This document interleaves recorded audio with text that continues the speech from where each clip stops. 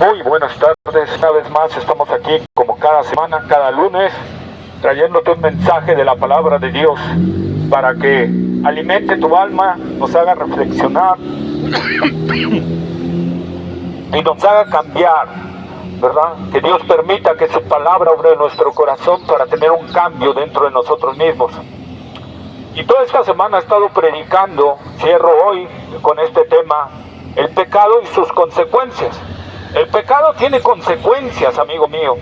Nosotros leemos en el segundo libro de Samuel, capítulo 11 y 12, nosotros encontramos una narración real de algo que sucedió en la vida de un rey y que le trajo consecuencias tremendas a su vida y a sus generaciones. Nosotros tenemos que ver eso. Y es la historia del rey David. Dice la palabra de Dios, ¿verdad?, que un día fue a combatir contra los amonitas que habían contratado a los sirios. Los sirios era un ejército muy fuerte, de muchísima gente, ¿verdad? Israel tuvo que pelear contra los sirios y los derrotó. David regresó de esa batalla y al parecer le afectó un poquito el orgullo. Se puso medio orgulloso de la victoria sobre los sirios. Y ahora habría que ir a ajustar cuentas con los amonitas, pero decide David no ir a la guerra, él quedarse a descansar en el palacio, ¿verdad? Decide no ir a sus responsabilidades y decide que su ejército vaya. Total, es un ejército mucho menos poderoso que los sirios, fácil de conquistar, no hay problema. Pero esa falta de responsabilidad y ese orgullo que había, que ya es un pecado delante de Dios, ¿verdad?, lo fue llevando a otro pecado, que es la ociosidad. David se quedó en el palacio a estar de ocioso, ni siquiera se puso a ver los asuntos del reino, se quedó a descansar y a disfrutar de la vida, ¿verdad? Y dice la palabra de Dios que uno de esos días salió a su terrado, después de despertarse en la tarde, ¿verdad?, salió a ver su terrado y estando viendo, porque quedaba en alto su palacio en un monte, por lo tanto podía ver fácilmente las casas, ¿verdad? Y estando y volteando, de repente en una de las casas aparece una mujer bañándose. Y la palabra de Dios dice que era una mujer no hermosa, sino muy hermosa. O sea, de esas que cautivan la mirada, ¿verdad? Y entonces David fija la mirada en ella y cae en otro pecado, cae en el pecado de la lujuria, ¿verdad? Y entonces David manda a uno de sus siervos a preguntar quién era esa mujer. Y la respuesta, cuando regresa el siervo, le dijo: es hija de tu siervo, de uno de los 30 valientes de David, y también es esposa de uno de ellos, Urías. David, al haber oído esto, tendría que haber separado sus ambiciones definitivamente. Pero David no le importó traicionar. Aquí podríamos decir a nuestros compadres, ¿verdad?, a los compadres, no le importó. David estaba tan deseoso de esa mujer, la lujuria estaba tan encendida en David que la mandó a llamar y se acostó con ella y consumó el adulterio, ¿verdad? Fruto de ese adulterio, la mujer queda embarazada y le manda avisar a David: estoy encinta, David, hay problemas. El esposo estaba en la guerra, ¿verdad? Pero si estaba en la guerra, ¿cómo iba a quedar embarazada ella? Y entonces le manda a decir: estoy encinta, hay problemas, ¿sí? Y entonces David le empieza a entrar la angustia, porque eso es lo que provoca el pecado. Fíjate, el pecado al principio es placentero, al principio te da un sabor delicioso como la miel, pero después produce amargura peor que hiel. Produce un sabor despreciable, una angustia tremenda, peor que si te hubieras comido un pescado echado a perder. Y David empieza a angustiarse, entonces manda una carta al general Joab que mande a traer a Urías al palacio. Y el general lo manda, ¿verdad? Lo saca de la guerra y lo manda. Y David le dice: ¿cómo están todos por allá? No, pues todos bien, peleando y todo eso, mi rey. Oye, vete a descansar a tu casa, te doy unos días de vacaciones.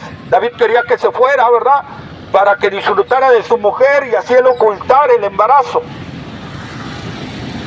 Pero este hombre era un hombre de integridad y dijo, no, mi rey, ¿cómo voy a ir yo cuando mis compañeros están en guerra, cuando mi general está arriesgando la cabeza? ¿Y qué ofensivo va a ser para mi rey que yo me vaya a descansar cuando estamos en guerra? Y Urías se quedó afuera del palacio aguardando, y le es avisado a David que no se fue a su casa. Entonces David dice, tráiganmelo, y se lo traen, y David lo empieza a invitar a comer, ¿verdad? Y lo emborracha, y dice David, ahora sí va a ir a acostarse con su esposa. Pero ese hombre, aún no en su estado, decidió quedarse y ser fiel.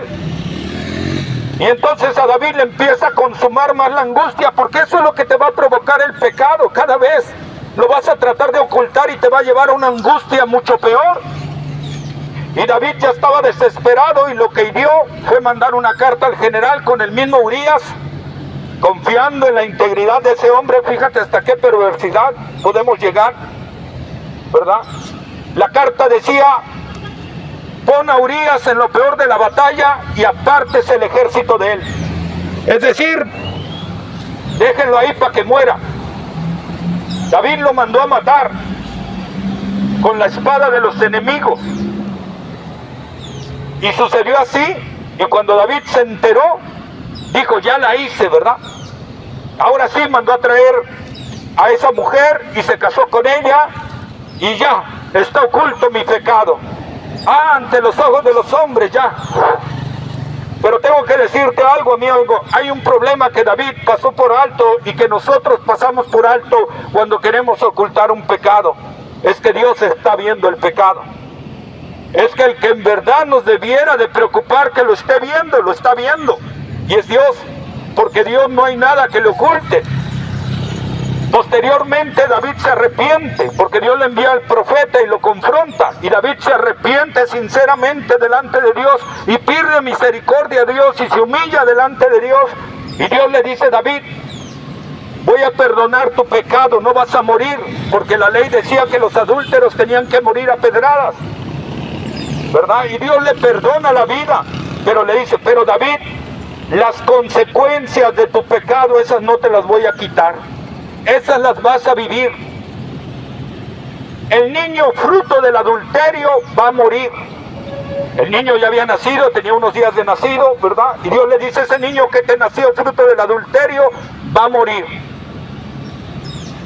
Y desde hoy la espada no se va a apartar de tus generaciones. Fíjate nada más, amigo mío. Y cuando el profeta sale del palacio, el niño enferma y a los 7 días muere. Y entonces vienen los problemas de David. Las consecuencias empieza a vivirlas en carne viva. Ve a ese hijo, ¿verdad? Morir. A ese bebé de días. Posteriormente, años después, un hijo de David viola a una hija de David. Y el hermano de ella lo mata a espada. Y ya lleva uno muerto a espada y 2 muertos en total, David. Luego ese hijo que mató a su hermano se rebela contra David, su padre, le quiere quitar el trono y anda buscando para asesinarlo. Pero el general Joab lo mata con unos dardos y ya van 3 muertos. Consecuencia del pecado de David. Posteriormente otro hijo se rebela también contra David y le quiere quitar el trono también. Y a ese lo mata Salomón a espada. Y ya van 2 muertos a espada y 2 más, producto de la consecuencia del pecado de David. Esas son las consecuencias que vivió David, pero no para. Dios le dijo que la espada no se iba a apartar de sus generaciones. La siguiente generación hubo muertos de espada, la otra también. Llegamos a la 6ª generación y hubo 42 descendientes de David muertos a espada. Y en la siguiente generación, la 7ª, hubo unos 7 muertos a espada. Fíjate nada más, Dios le había dicho, no se va a apartar la espada. Amigo mío, si David hubiera visto estas consecuencias antes de hacer el pecado, David hubiera huido del pecado. Por eso la palabra de Dios nos dice, huye de las pasiones de la carne, huye. porque tiene consecuencias tremendas y terribles para ti y para tus generaciones, porque la palabra de Dios dice que Dios visita la maldad de los padres sobre los hijos hasta la tercera y cuarta generación de los que le aborrecen. Y ahí está, cuando tú cometes un pecado, estás aborreciendo a Dios, estás en enemistad con Él, estás confrontándote con Dios mismo, porque Dios aborrece el pecado. Y ahí están las consecuencias. Es decir, amigo mío, cada vez que tú pecas, tú estás dejándole posibles consecuencias graves a tu descendencia. Descendencia que puede ir desde tus hijos hasta tus tataranietos y posteriores. Y ahí está. David lo vivió. Pero hay algo importante que podemos ver aquí en la historia de David. Dios le dijo que no iba a morir porque David se arrepintió. Así que nosotros vemos dos cosas importantes, dos consecuencias. Las consecuencias en esta vida y las consecuencias en la eternidad. Cuando Dios le dijo, no vas a morir, David, es decir, no vas a ir a una condenación. Amigo mío, ¿sabes que de esa consecuencia sí te puedes librar? Si tú ya consumaste algún pecado, si tú ya hiciste algo ofensivo a los ojos de Dios, si tú ya cometiste, quebrantaste la palabra de Dios, hay una forma en que tú puedes librar la consecuencia eterna de ese pecado. Y es como hizo David, arrepentirse. ¿Qué es arrepentimiento? Reconocer que hiciste algo mal, dejar de hacer eso y volverte hacia Dios. Eso es arrepentirse. Ese es el primer paso, el arrepentimiento. No podemos seguir y ser perdonados si no hay arrepentimiento. Dios exige el arrepentimiento en nuestras vidas. Sin arrepentimiento no hay perdón de pecados.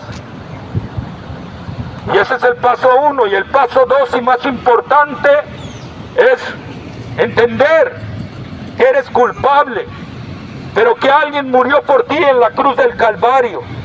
Si tú crees que Cristo murió por ti en la cruz y le entregas tu vida y alma para obedecerle, entonces la palabra de Dios dice que tus pecados serán perdonados, que si fueren como la grana, como la nieve, serán emblanquecidos, si fueren rojos como el carmesí, vendrán a ser como blanca lana. ¿Y por qué? Porque Él derramó su sangre para perdón a todo aquel que cree en Él, porque Él vino a cargar sobre sus hombros la ira y la maldición de Dios mediante la crucifixión. Así que, amigo mío, es la única forma en que tú puedes salvarte de la consecuencia eterna del pecado. Quizá las consecuencias en esta vida Dios las pueda quitar o no, esa es soberanía de Él, Él lo decide si te las quita o no, pero las consecuencias eternas de tu pecado es así, porque Él ha prometido quitarlas a todo aquel que se arrepiente y entrega su vida a Cristo Jesús. Así que, amigo mío, no heredes problemas para ti, para tus hijos y tus descendientes. Mejor ponte a cuentas con Dios hoy, porque así como dice la palabra de Dios que Dios visita la maldad de los padres sobre los hijos hasta la tercera y cuarta generación de los que le aborrecen, así también dice que Dios visita hasta 1000 generaciones de los que le aman. Así que, amigo mío, la misericordia de Dios es grande si tú te arrepientes y entregas tu vida entera a Cristo Jesús. Si tú te rindes ante Él, Él te limpiará de toda maldad y cubrirá tu pecado. Ya no sigas en esos pecados, vuélvete al Señor. Deja la fornicación, el adulterio, la lujuria, la lascivia, la pornografía, la mentira, el engaño, el soborno. Deja de consultar el zodiaco, deja de consultar a esos hechiceros que Dios aborrece. Deja de mentir y engañar y vuélvete al Señor con todo tu corazón para que Él pueda perdonarte mediante Cristo Jesús, que es el único medio de salvación. Hoy es el día aceptable. Hoy Dios está hablándote a través de esta predicación, porque el apóstol Pablo en la primera carta de Corintios escribe que Dios agradó a los hombres salvar por la locura de la predicación. Así que, amigo mío, hoy es el día aceptable. Hoy es el día de salvación, porque si al rato mueres, vivirás la consecuencia eterna de tu pecado, que es un tormento perpetuo, del cual nunca saldrás. pero hoy puedes cambiarlo. Ven al Señor hoy. No sigas en tu pecado. Reconoce que estás mal. Apártate de él y entrega tu vida a Cristo Jesús.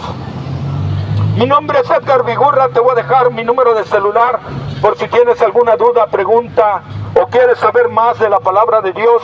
Estamos para servirte con confianza, sin compromiso, y es gratuito. Mi número de celular es 2299-288128. Estoy para servirte, te agradezco.